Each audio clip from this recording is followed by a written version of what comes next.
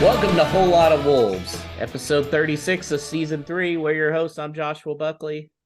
I'm Paul Lepage. And joining us, one of our regular guests, Mr. Danny Paletti down in Baltimore. Danny, how's it going?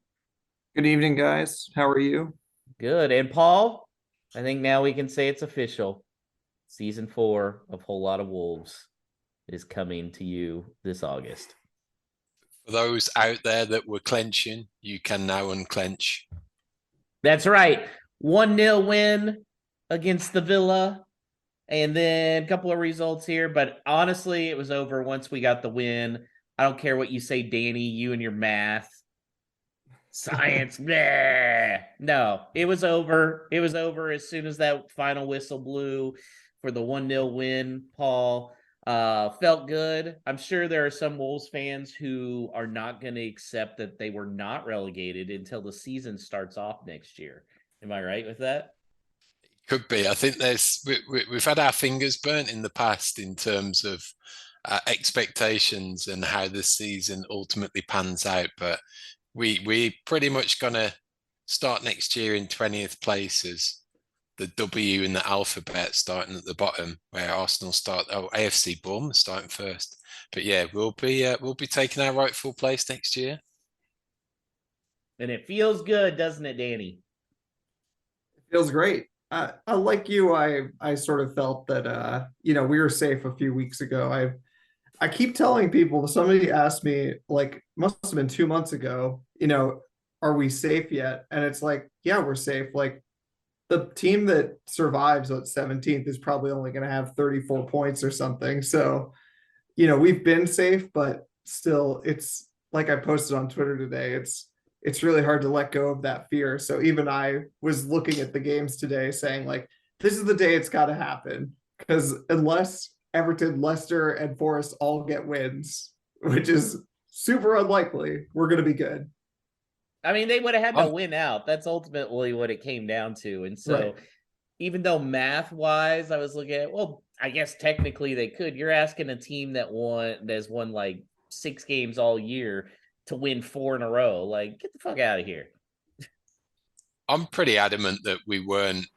What we endured wasn't a relegation scrap, and you'll see it when you get the pattern through the season, and it tracks each teams and the up and the down.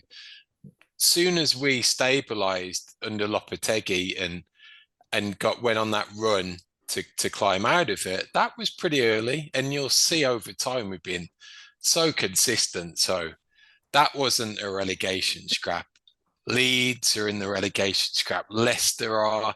It's really those teams now. I think if you go into the last month of the season, if you're down there, that's when you're in a relegation scrap. We were effectively out of it even before May, really. So hopefully we never even flirt with it again. If you call it a flirtation with a relegation scrap, I'll give you that. But I don't think it was a nail biter that it could have turned into.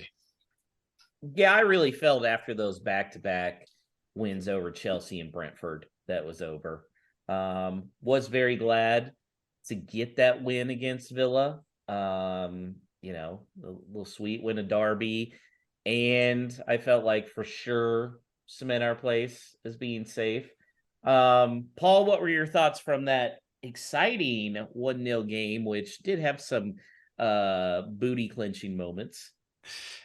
It's funny that you say exciting, and it's probably my question to you and a lot from the audience is, can you get excited by an attritional 1-0 win of a really good defensive performance? Now, like I can, which is kind of weird, but I love those types of games. I love the just the setup defensively and playing the opponent and really being able to not necessarily squeeze the life out of them, but hold them at an arm's length. But when called upon, they came through, which is awesome. So you're contrasting that to the previous week. It was totally night and day. But I think just across the park, you had a bunch of 7 out of 10 performances, a couple of 3 or 4 eights maybe. And when you put it together at home, when you have those types of scores across the board, you starting 11, you're going to be pretty good with the side that we've got. So it was good performance, professional, and just to get one over the local rivals and really scupper any plans that they've got for a European adventure next year. When that was the talk of how well they've done since Emery came on board, who better to get that 40 points than the Villa?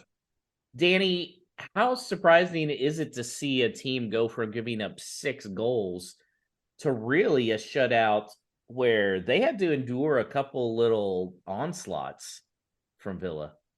Yeah, it was a little bit surprising, but on the same, I don't know.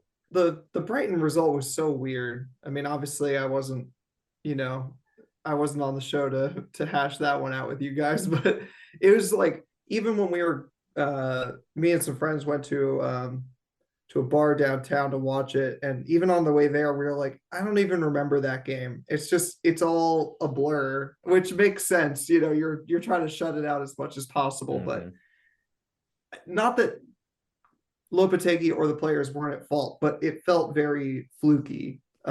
In the same way that, like, this season the Premier League has had a ton of very weird results.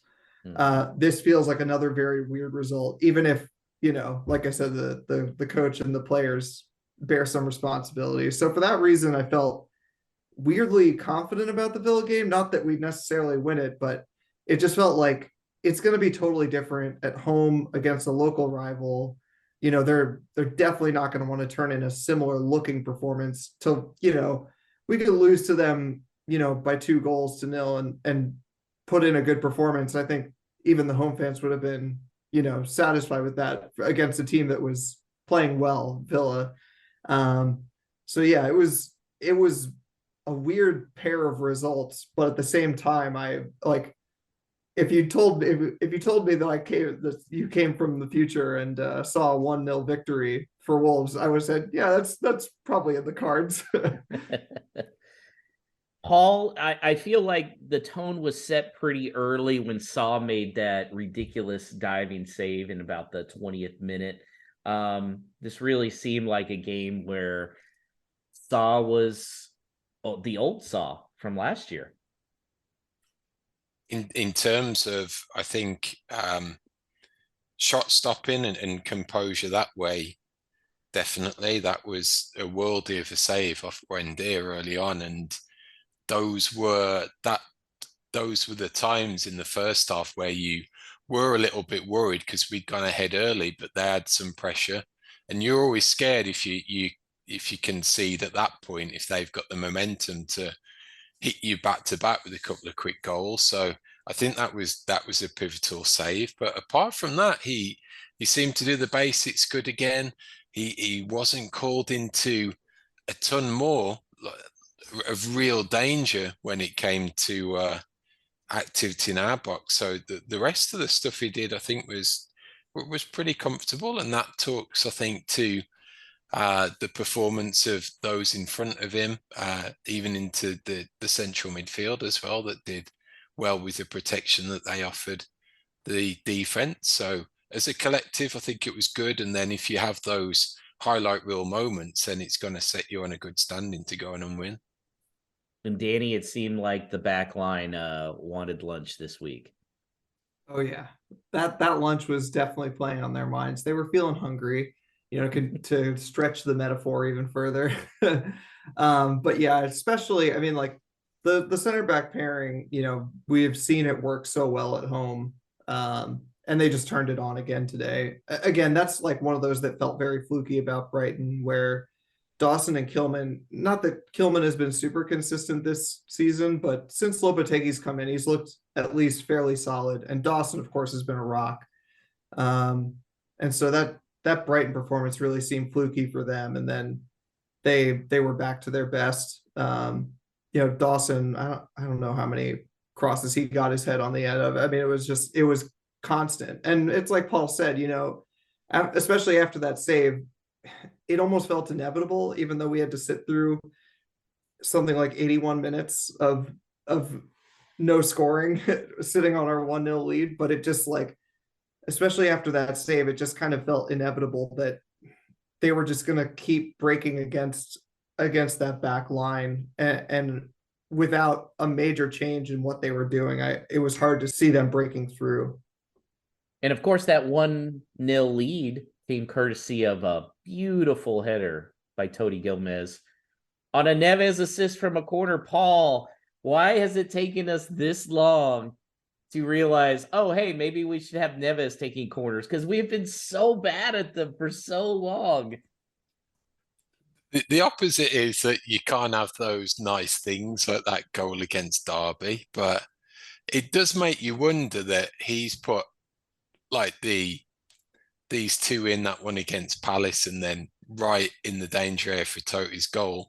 What could have been if he was whipping in those corners week in, week out from the right-hand side, how many assists he'd get, and that would surely put real strength behind the argument. He gets some criticism that it's only these long range goals that he scores and his numbers aren't very good otherwise, or it's just penalties. But again, if you started doing that on a consistent basis, then you really would see the quality of him statistically as well. But it goes to show that if you put it in the right area, you've got that extra height with Totti in there, you're attacking it more. We look dangerous, and why it's taken this long to figure it out, I don't know, but it needs to carry on at least till the end of the season. I mean, we kept throwing Moutinho out there for 2 years, thinking something would change. It never did. I do think part of it is that maybe some of the managers felt that having him on the edge of the box was worth something, that if we didn't win the first touch, that it would come out to him and he'd have a shot. But I have to say I'm a bit bemused even by that, like that hypothetical, because to be the tactics and stats nerd, it's only 3% of corners that result in a goal that comes from like the very next touch. So that's already such a small. It's that high. I'm surprised it's that high. Across the top 5 leagues in Europe, it's about 3% of corners end up in a goal sort of like immediately. And then if you think like, well, what percentage of corners that don't result in a goal end up at Ruben Neves's foot, and then how many of those actually even get a save out of the goalkeeper? It's so small. And if Ruben Neves taking the corner moves you from 3% of our goals, or 3% of our corners going to goals, to 4%, that's a way bigger improvement than having him sitting on the edge of the box hoping that the ball comes to him. Yeah. He could still be dangerous in those situations when it's a free kick around the box as well. Mm-hmm. So yeah, I think it makes much more sense the way that it's been going. I only wish we had gotten to see Neves kick a corner to Big Sassy. Because, I mean, it's beautiful. He's got beautiful touch to it. And, I mean, Toti as well. Toti, textbook. Really another great performance by him. Paul, I mean, we keep going back to it. And is he a left back in the future? I was given some thought over the weekend, that you think about improvements in the side that you can make this off season. Left back isn't one of them. You've got two young, differently skilled left backs that you can play depending on the opponents, which I think it's fantastic that have come through the ranks or have been acquired at a pittance of investment. So it bodes so well, and I think it definitely gives strength to Toti's game, that he could nail down a left back berth and be a start for a long time, or it could really enhance his game as a left-sided centre back based on whether there's the potential to cash in on Kilman. So that offers some scope as well for future planning, that it's a few years younger, and this could allow him to bed in some more to ultimately be heir to that throne. So I think they're in a great position. So Out Noor is potentially out the door. Ryan Giles had a great season for Middlesbrough in the playoffs in the Championship, could potentially go up with him.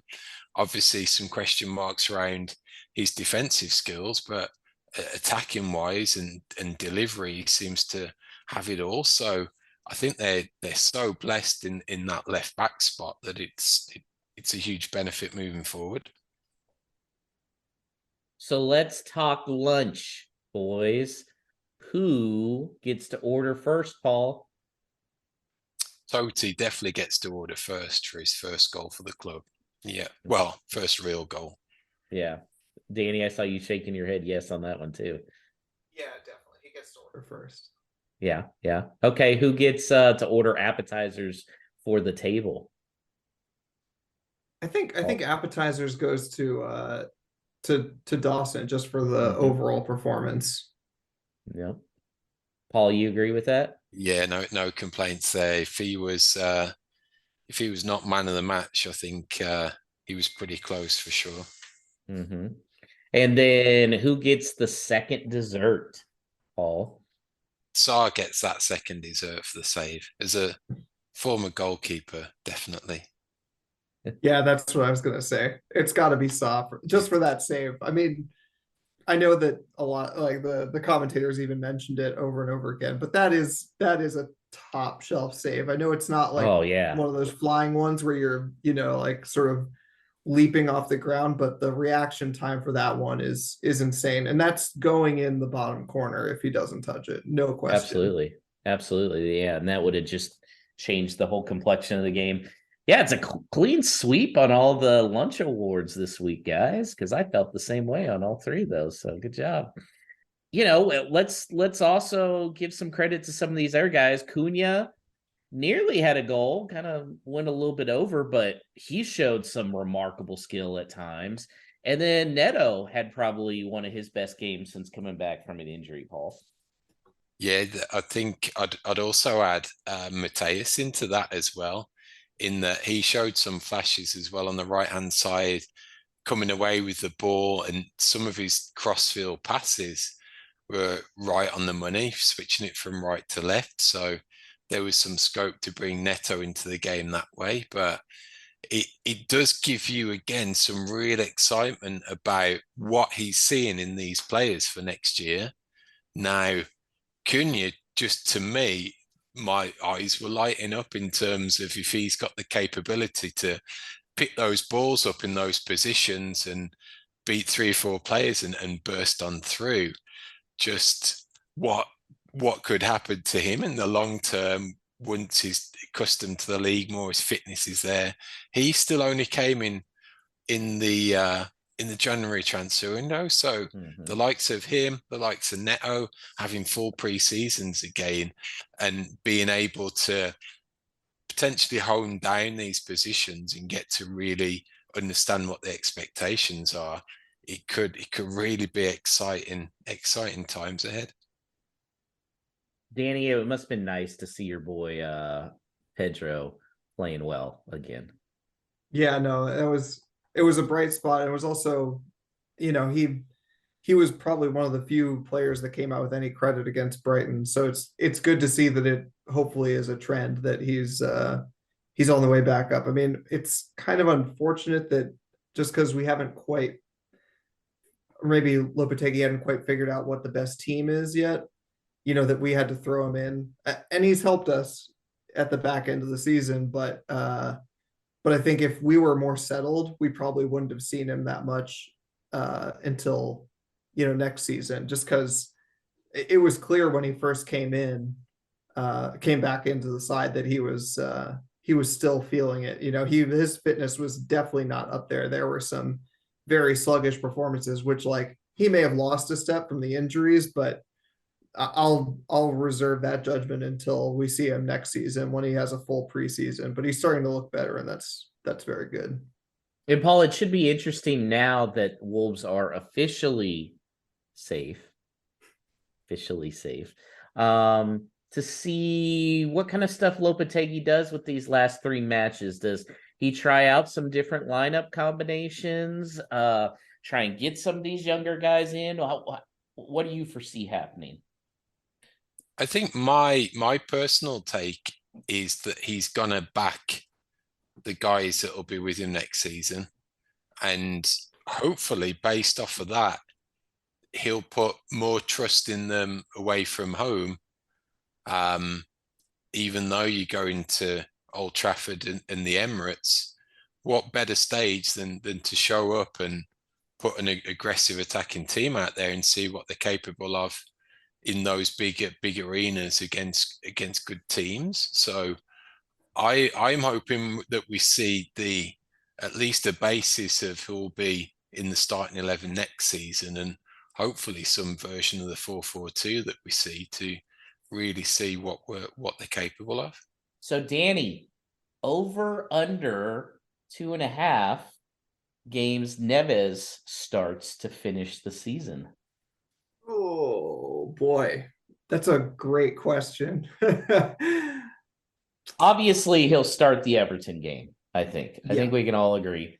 We'll start that one. No question. Man U, Arsenal, both on the road. I think I'll go over based on the feeling that he will start at least 2 of the games. And so there's kind of like, I mean, you set the over under exactly right. You know, that I feel like I can't quite decide if is it 50-50 that he starts all like the third game, whichever the third ends up being, you know, or is it more than 50? I don't know. That's a great question. I see the point, but I think it's going to be tricky because I think we'd naturally start him against Man U away, and then he's definitely, like you said, he's going to play in the Everton game, no question. Yeah. And then the last game of the season, I don't know. I don't know. Paul, what do you think? Apparently, I'm a pretty good odds maker, huh? According to Alex and Danny. Yeah, I see him starting everyone. That he keeps his place. The game on Saturday against Man United could really suit him if he goes 4-4-2. I can see it really suiting there. I can see him starting against Everton and then getting a tearful send off about 60 minutes in, and really? Gomez comes on, and I can see or that. Yeah, 60, 70 minutes in, he gets a standing ovation coming off, and then he starts his last game as captain, how it should be for the final game of the season.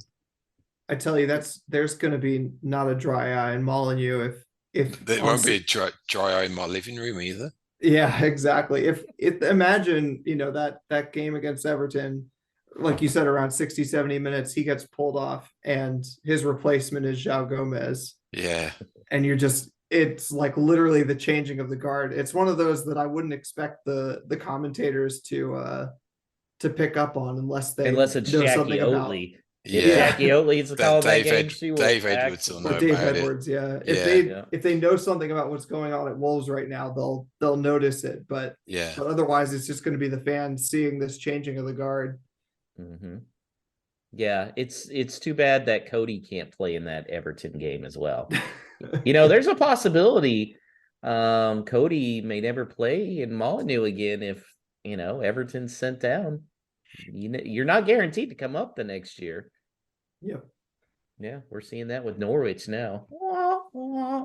I think he goes to Sheffield. Yeah. Yeah.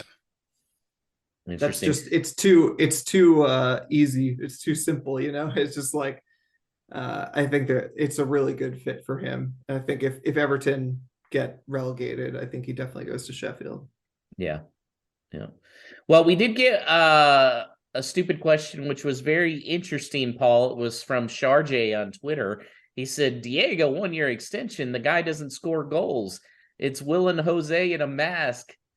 Would you really keep him for another year? I think this is a great question, Paul. You've said how much you love him. My heart says yes, my head says no, but it can be changed based on the permutations. So My permutations are that if Fabio comes back, then they may need someone else. In that it may need another striker for them to rely on, more of an out and out number 9 that we can't get the expected minutes over a long duration off of Costa in what might be expected from that particular position. Now, I could see that if they send Fabio out again on loan, or you spend big on a number 9 as the real focal point for the attack. I could see Costa still playing a role, but I think, like, based on the balance of everything with that, based on overseas issues in terms of balance on the squad and everything, I'm leaning more towards a no, just because obviously he wasn't playing for anyone else before. It wasn't if there's been this lineup of teams ready to bring him out from the cold. It was these desperate circumstances that we needed him in, and he came in, he got up to speed, but we've seen flashes. It's certainly not the Costa of the Chelsea vintage, and it's a long way from it in certain instances. And even on Saturday, the Chelsea Costa would have buried that chance that he had from the left-hand side. That was his bread and butter. So it might have lost that sharpness. And when you're playing with a team like the Wolves that are going to craft fewer chances, like his Chelsea team did, then you've got to have the players in those positions who can take those chances when they're few and far between. So if I'm being pushed on one side of the fence or not, it's a no from me. He doesn't stay, but it's been a great little story while it's lasted.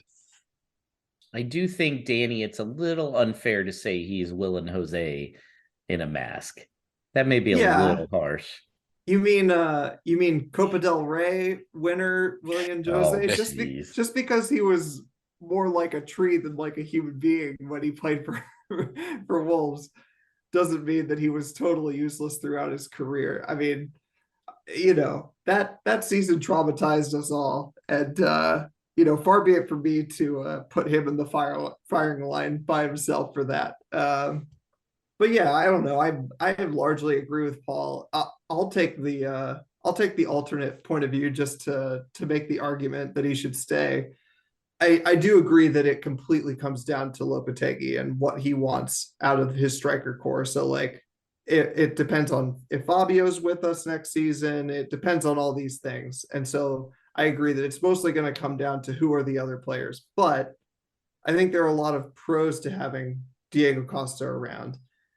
I think we're still a team that can be very wasteful with chances, not so much wasteful with shots because we don't create enough chances to have those shots, but like Cunha is a great example. He goes on that mazy run and then like there's a player right by him who he could pass to and he takes kind of an awkward shot, those kinds of things.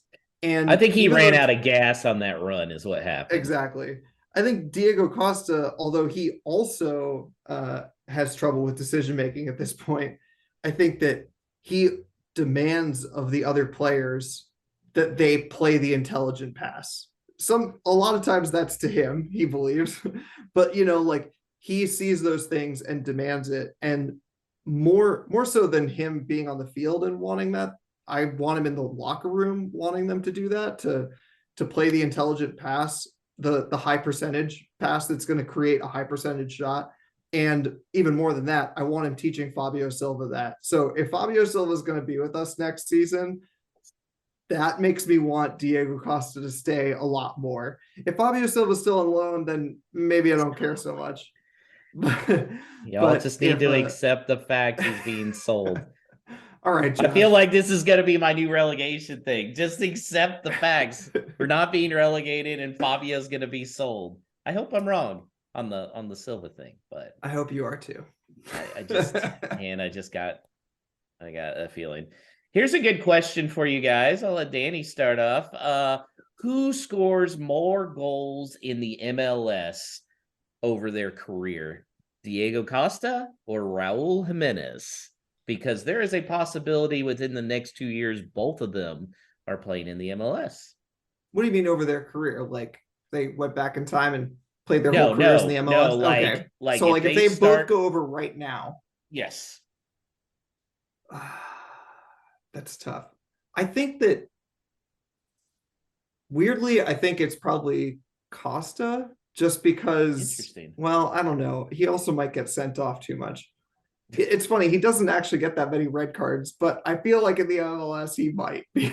Because it's He'd be one of CONCACAF. those got like Zlatan that was ready to strangle one of. I've never Yeah. thought somebody was going to kill one of his teammates until I watched Zlatan for Yeah. LA Galaxy play against the Dynamo in person. But yeah, if he stays on the field, I just wonder if him staying very central and sort of being opportunistic, if it's a bit better than Raul sort of playing all over the place and sort of losing his striking touch. I don't know. I'd love to be wrong because I love Raul and I think that a move to the MLS would not be the worst thing for him. I don't know, just out of sentimentality, I'll go Raul. I think he could do well in the MLS. Paul, how many games are we going to next year if Raul is playing for the Houston Dynamo with Hector Herrera? Season tickets, right? Yeah, it depends how much of a high he potentially goes out on. That if we're not seeing him at all in the squad, and even Podence's comments on social media today that are backed up by Raul agreeing with him, it doesn't lead me to think that it might be the fond farewell that it could and potentially should have been. So it does make you wonder potentially again, has something gone on behind the scenes, even to the extent of if something happened with him and Johnny and Lage, has similar happened again, and Lopetegui's just been zero tolerance to any of that. That's why you haven't seen Johnny since his ban ended, and I even forgot Johnny's even. Yeah, boy, I forgot even Johnny's on the yeah. team. Even on Saturday, when you're a potential starting left backs out the squad with Breno, you haven't got to recognise right back. He's still nowhere near the subs even. So it seems to me that there could have been something going beyond the scenes that we might not see any of them to give him a send off. Yeah, it's a good question, Danny. Do you think Raul makes an appearance against Everton? I think that's very much in question. I mean, on the one hand, yeah, I think a lot of the fan base still really likes him. I think like a lot of the people being down on Raul, I think that's in part like a social media thing. You know, I think it's like all of us very online people who like see a lot of these takes about Raul. And I think probably the majority of people who show up at Molyneux probably would love to see him play one more, but I'd like to see him play one more. yeah, I would too. But it's like, to me, that feels like much more of a sacrifice. If we're to take at face value, you know, Lopetegui's decisions up until now to leave him out of the squad and whatnot, like it's one thing to, you know, play Neves, even though he's not going to be part of this team next year and we're working on stuff for next year or whatever. That, you know, that's an obvious choice to play him. But like with Raul, it would feel very much like throwing him a bone. And it's just like, especially if it doesn't work out. I mean, that's the other thing that I think of is like, yeah, it'd be great for Molyneux to get to say goodbye to him with him playing on the field. But if he plays it, what if he starts against Everton and puts out a stinker? You know, it's like, you know, that's not a great way to end your career either. You know, it's like, I'd almost rather us, you know, just remember the great times that we had with him and say, it's time. It's probably been time for a little bit. And for one reason or another, we never really replaced you. But like, but you know, let's just remember the good times and say goodbye. Oh, it's so sad. It is the ending of an era, Paul, what we're seeing. Neves, I mean, Cody's already gone, but we're about to lose. Neves, Raul, Adama. It's tough. Which, by the way, question for you guys, and I should make this a Twitter poll too. I'm getting a new office for my house. I found this Adama oil painting where it's the back of his jersey, Adama, he's got the dreads and everything. Should I get it to put behind me in my Zoom background, even though he won't be with the team next year, Paul? It's better to have loved and lost than to have never loved at all. That's say where I'm buy leaning it. to. Yeah. Danny? Yeah, that's how I feel. I mean, I'm sentimental like that. If it were me, I would want to commemorate this guy that sort of brought you into Wolves fandom. That's a lot of how I feel Absolutely. about Raul too. I mean, when I started following, it's just like it was so exciting to have him around, and the fact that we had this gem of a striker who honestly was one of the most informed strikers for those 2 years, Mm-hmm. the first 2 years, and it was just like, here's little old Wolves toiling away, just quietly getting seventh 2 seasons in a row, and mostly off the back of, well, yes, Diogo Jota and Ruben Neves and João Moutinho, of course, but like having the striker that, like, now that we haven't had it, we appreciate the fact that most teams outside the top seven or so do not have a quality of striker like that. And so, yeah, I'd say if that's the guy who made you fall in love with football or made you fall in love with Wolves, then you got to go for it, man. Let me tell you how there are no Adama signed Wolves kits out there. I'm very disappointed because I would totally buy one, get it framed, because that's where I was leaning to. Like he's a very big part of why I became a Wolves fan. Like I was already leaning that way, and he like pushed it over when they signed him. So yeah, I've been leaning that way. Well, guys, any last comments on this game and what the next 3 games hold, Paul? It's going to be nice that we're going into these final 3 games, no pressure. We can really see what they're made of potentially. It's going to be nice to see if they can do some good stuff to finish out the season. Danny, are you going to be able to enjoy these last 3 games more than most of the other games recently? Absolutely. I mean, I was already sort of, I was already on the beach until that Brighton result. That's the one that scared me. But even before then, yeah, like when we won those back-to-back games against Chelsea and Brentford, I was already sort of chilling out a little bit. And now that it's mathematical, I'm just excited to see the games, see what Lopetegui does, because I think that he will go somewhat pragmatic in the sense that he's going to still set out a team to win, but he's going to be looking towards the future too. Yes, he should. Absolutely. That should be the main point of these last 3 games, is give guys a good send-off at Molyneux and look to the future and figure out what we need for the summer. Well, Danny, it's also the Wolves women have come to the end of the season. Tell us a little bit about what's going on with them. Yeah, it's been a crazy season in some ways. Any time that you fail to win the league on goal difference, it's it's never a great feeling. So yeah, since the last time I've been here, Wolves women have been chasing the league leaders Nottingham Forest for a while. They always had some games in hand, so the table always looked a little bleaker than it should have done.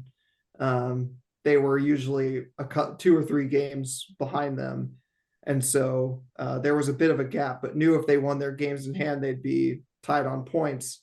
Unfortunately, Nottingham Forest had a virtually insurmountable goal difference, so it was something like 19 extra goals that Wolves women would have to make up. So that wasn't going to happen.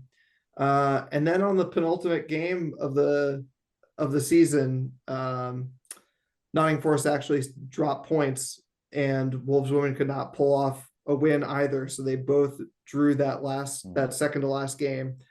So on the final day of the season, Wolves women were playing Brighouse and needed to better Forest result. And there was a period of time, maybe about 30, 40 minutes, where Wolves women were winning and Nottingham Forest had not yet put a goal in. And so they were drawing.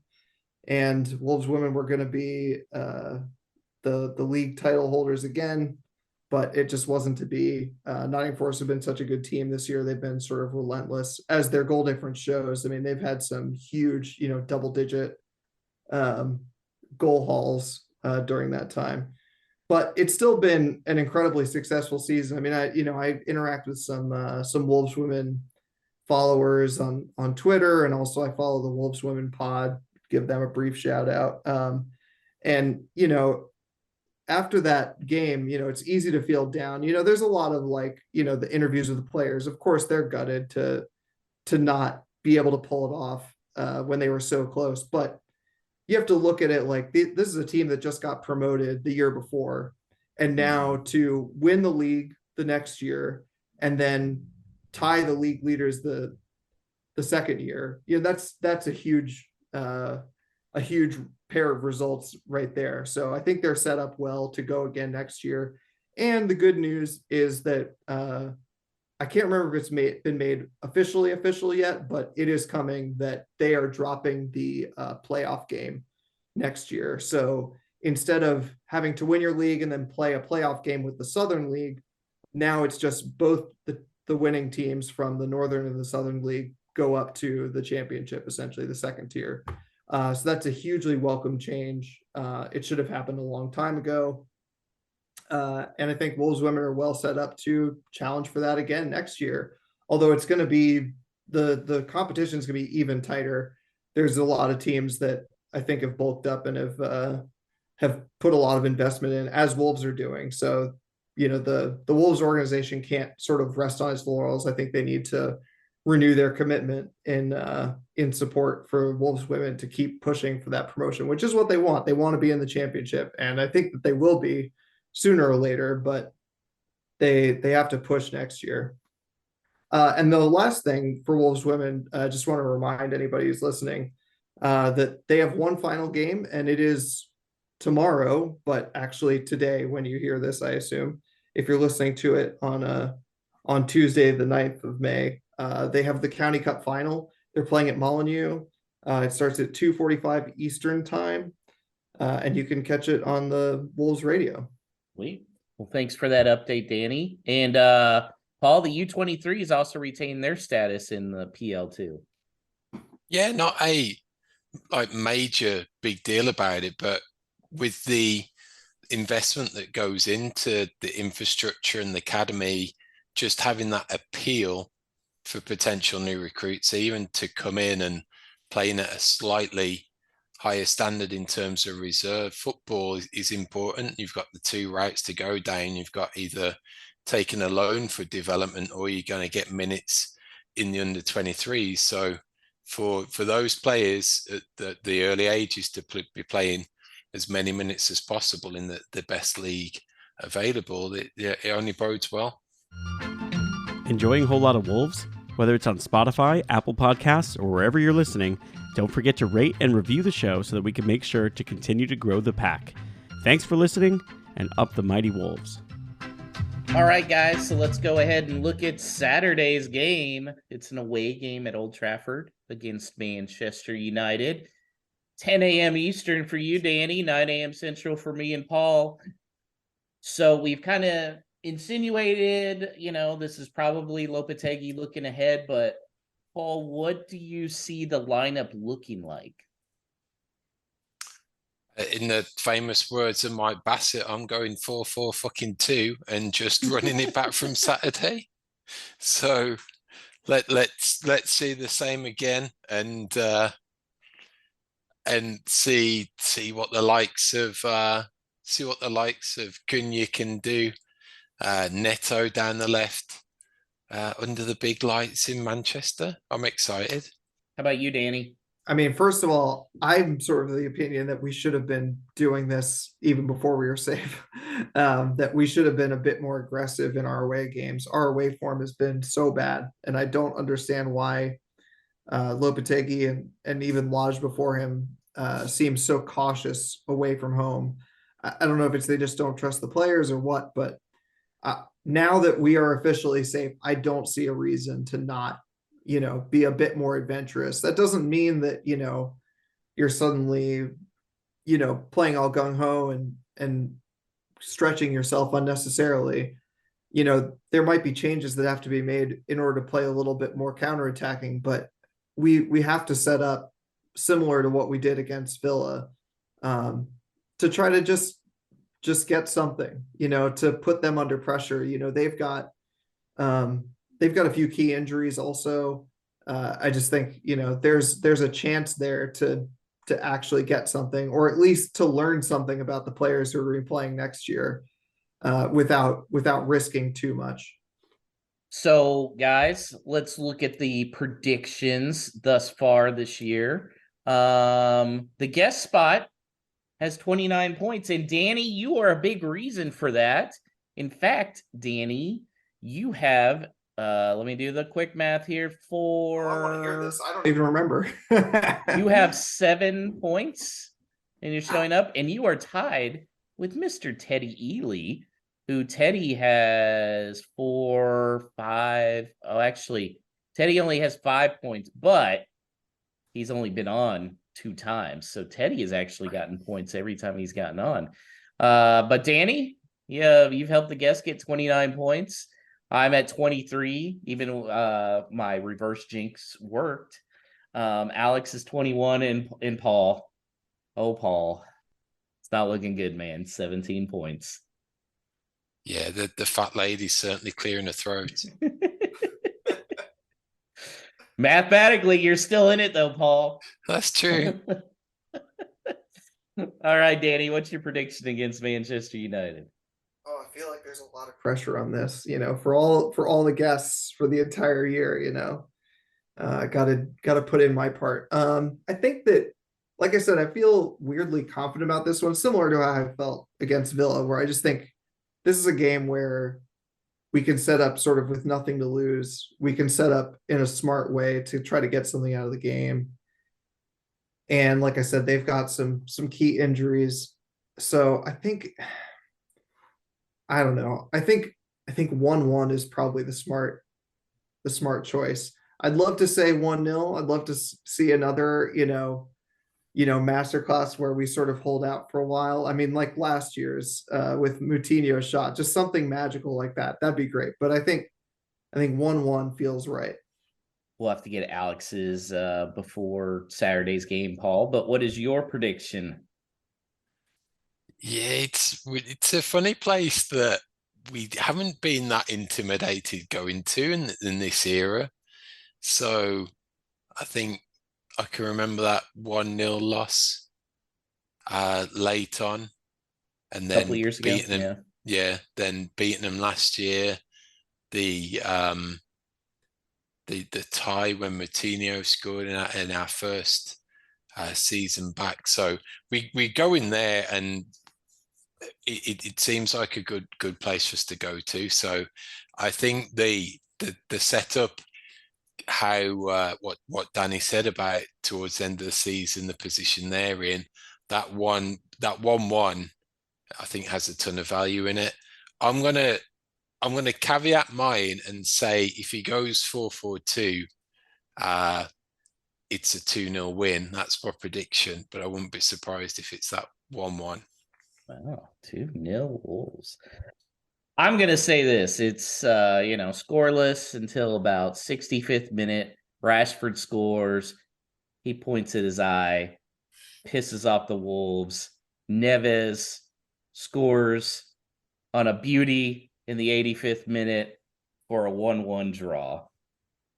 And it's also Neves's last goal in a Wolves kit. Wow. And he points at his eye, points at the badge, points at his eye again.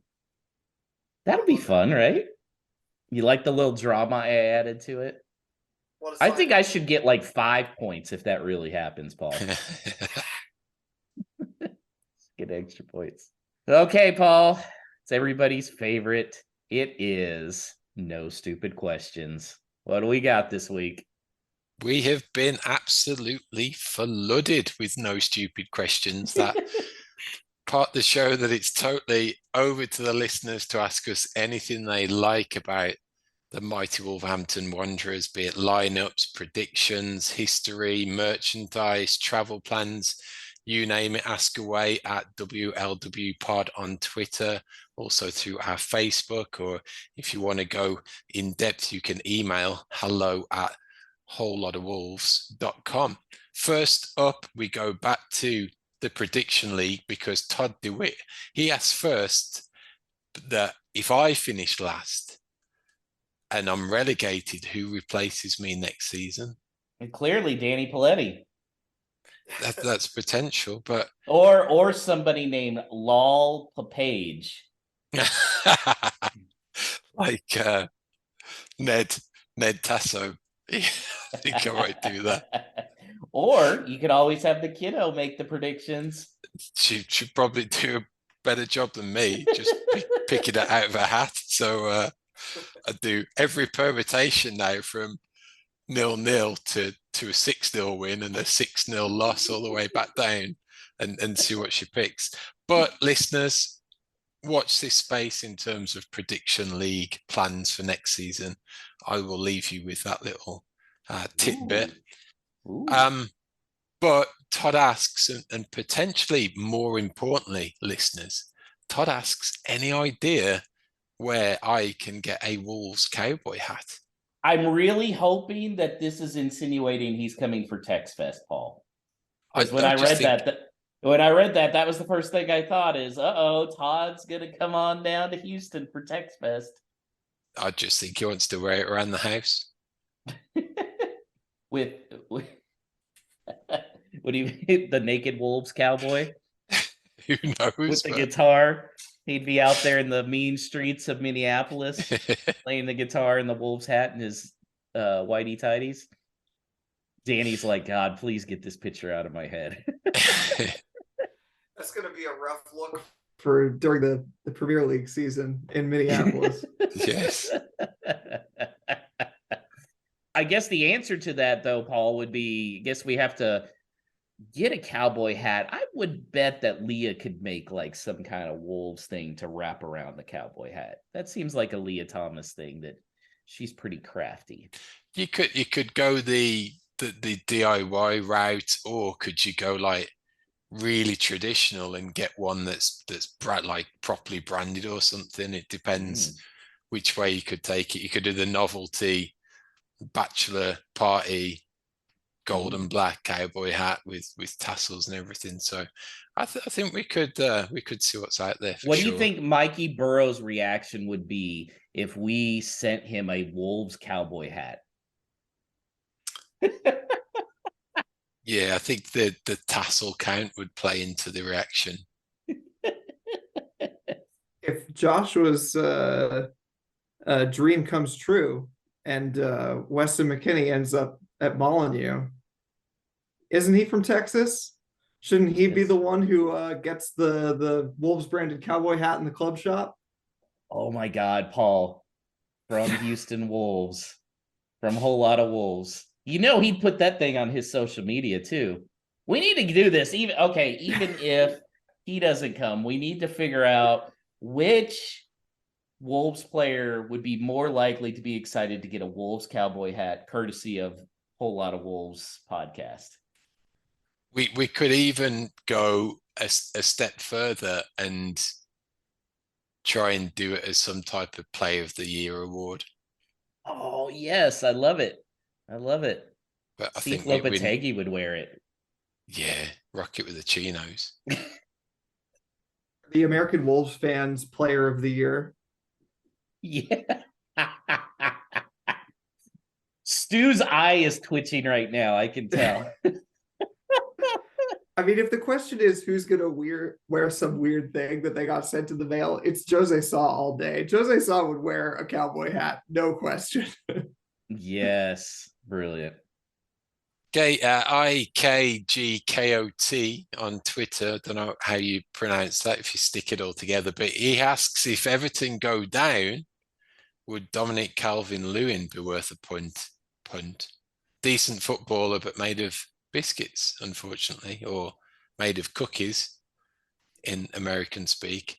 And I think that's the determining factor as far as I'm concerned with him. He does have 2 goals in 14 games, which is way better than a lot of our guys. So, I mean, I'd be willing to take a shot at it. I would not. I'll say that.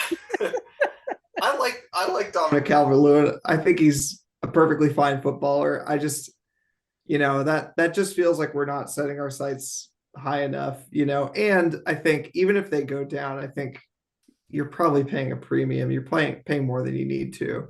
We've got to be more clever about finding a striker out there, it's just, and the injuries really do worry me. We've had enough problems with injuries to strikers. We already had Sasha come in and last only 40 minutes. If we brought in Dominic Calvert-Lewin and 40 minutes into his debut, first game next season, he pulls something or so he's out for 6 months. How are we going to feel about that choice? I'm not interested. Don't you put that evil on me, Ricky Bobby. Next up, Brian Donnelly. He on Twitter says Lopetegui starts a bring your pet to work day. Who is bringing what? Leah Thomas had a response to this too, Paul. She said, do Adama's thighs count as horses? Yeah, that could be a Kentucky Derby related extension from the weekend here. So I think I'm going to go with a little bit of surprise here. I think Jose Sa has like a cat, a big Mancoon cat. He's got a cat. Dawson, to me, he's got a Dalmatian that he brings. Let's see. João Gomez obviously has a bulldog. He has a pit bull. Let's see. Diego Costa, he probably has a pet tarantula that he brings. The snake is, who would be the snake? I don't know. Who has a pet snake, Paul? It's either Costa or Sa for me with the snake. Big python, they get it out and put around the shoulders. No, see, I really think Sa would surprise, and he has like 4 cats at home or something. Yeah, possibly. Danny, well, okay, let's hear yours.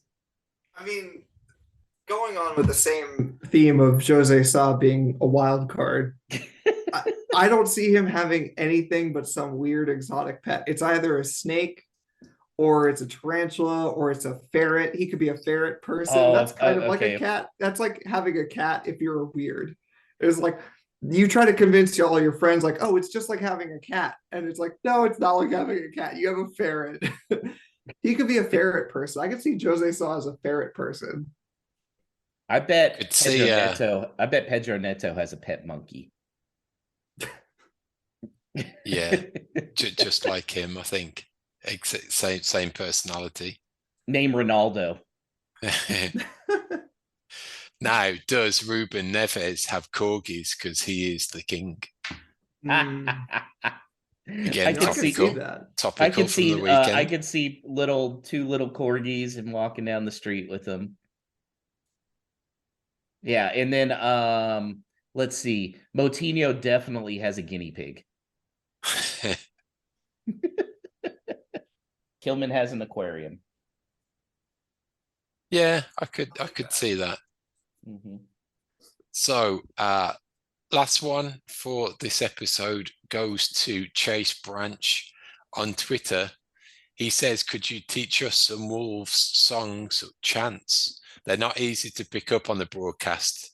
And then who on the podcast is winning the Whole Lot of Wolves idol? So I really like this question because I actually looked up to see what they're saying with the Super Lopetegui chant, which I really like. So TikTok, I found because it's usually somebody recording from the stands, you can understand it a little bit more. That one was I'm trying to think. It was like Costa in attack, Kilman in the back. Wolves are staying in the Premier League. We've got Super Lopetegui. He's the man exactly he's the guy that Wolves exactly what they need or something like that. He knows exactly what we need. Yeah. Okay, Danny's got it. All right. Yeah, I've got a weird freakish memory for lyrics usually. I won't say that I know all of the chants, but it's something that sort of sticks in my brain. And I'm going to hijack this question to grind my axe on this thing, which is that I feel like something that we've been missing since Nuno left is like a good all-purpose cheer. The Super Lopetegui thing is sort of like that's sort of taken that place, and that's fine. But the thing about Nuno Had a Dream, and I'm a big believer in vibes and like people having a thing to rally around that isn't super specific. The thing about Nuno Had a Dream is that it like applied to everything. It was just like as long as we were playing in a way that made us proud, that chant would come out. Nuno Had a Dream. We're building this thing. Who knows where it's going to end? Whereas like the ones that are player specific, you always struggle with if that player isn't playing well, which for 2 years we basically nobody was playing well. and then the Lopetegui thing is like specifically about like our aims. We're going to stay in the Premier League, we're going to go to the Champions League, whatever. But like the Nuno Had a Dream was absolutely perfect because it was just, we're happy to be here as long as we're playing well. And so like even if we weren't winning, we like felt good about it. So I like that. There's also at Wolves Songs on Twitter, so that's got video clips and some of the lyrics written out as well. So we'll retweet that one, but we definitely need to what Dan is saying, that type of anthem back, or that type of figurehead song that we're renowned for sure. The Jeff Shee and a Lamborghini, that whole thing really had me Googling some car makes and models that are not familiar to American listeners. So, I don't know all the verses that people worked out because they worked out once to damn near every one of the January signings. But the one that stuck is then he went to south of France in a Ford Cortina. Yeah. Picked us up a midfielder, Mario Lemina. Ford Cortina, if anybody's listening from the UK, that is not a car that Americans are familiar with. Paul, one question to piggyback on this. Where did Hi Ho Wolverhampton come from? Nothing. I don't think it was anything that came from the terraces and then they started to play it as a song. I think it was more picked up from the song being played in the stadium and then people adding the Wolverhampton to the replacing the silver lining bit with Wolverhampton. How it came to be as more of the entrance music was because they used to come out to the Liquidator and then that said F off West Brom in it. They stopped that because it wasn't very family friendly and the police said it was incendiary. So when they stopped that, they needed something more PG to come out with. So Hi-Ho Silver Lining kind of took that mantle going forwards, but it never had the same kind of gusto or thrust that the Liquidator did by any stretch. See, Wolves can't do Liquidator, but Liverpool can boo God Save the King. So I see. That's another badge check, huh?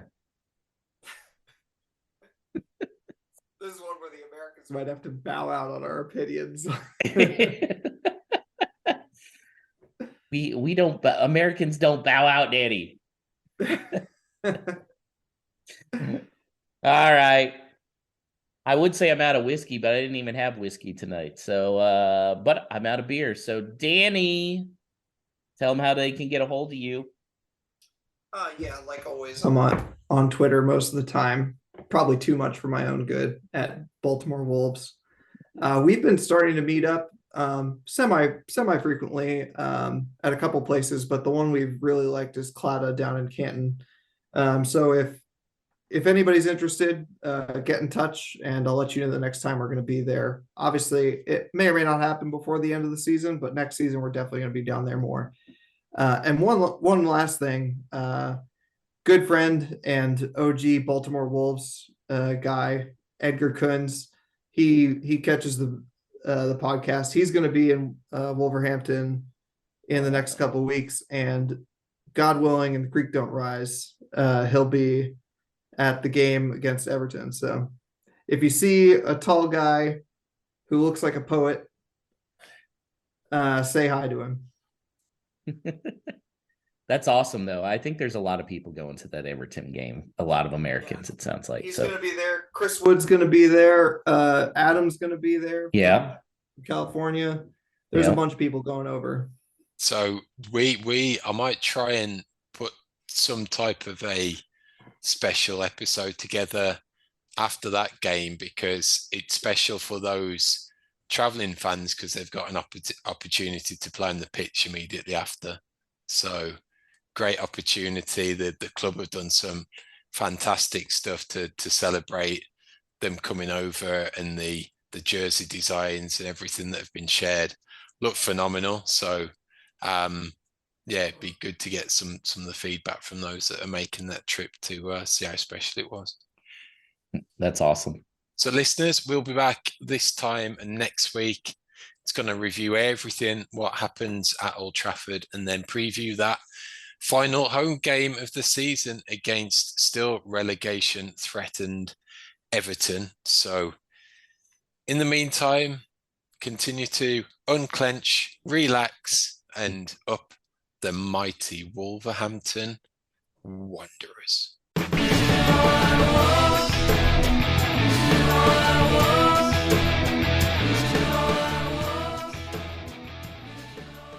Whole Lotta Wolves is self-funded, so if you're interested in sponsorship opportunities as a way to reach a niche audience, email hello@wholelottawolves.com for our sponsor packages. Just want to make a contribution as a listener who enjoys the show?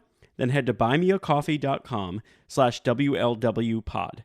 That's buymeacoffee.com/WLWpod. We greatly appreciate any contribution. Up the Wolves.